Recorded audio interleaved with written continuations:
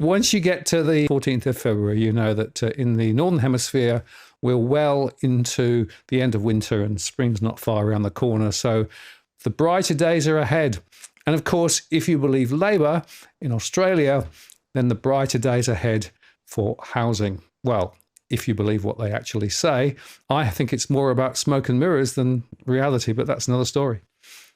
Yeah, it is, Martin. Smoke and mirrors and smoke and bloody mirrors. Look at this. Labor's taking action on housing. So, like we said earlier on in the month, we said that we're going to go toe to toe. So now we're going to see what the policies are going to be around housing and around how they obviously the different parties are supposedly allegedly going to help ease the rental crisis and the housing crisis. So this is Labor's for this week.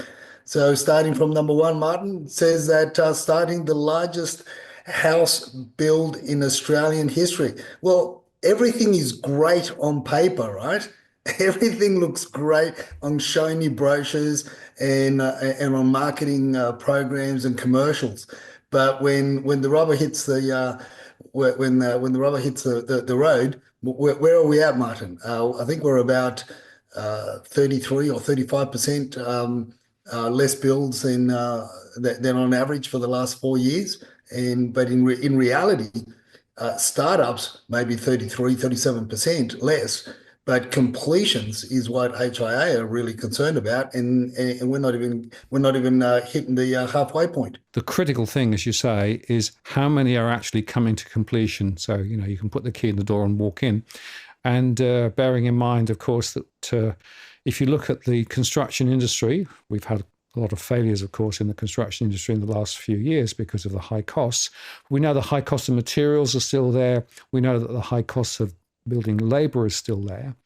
And we've also got this contention between the residential construction and the very big projects that state and federal governments have been investing our taxpayer money into.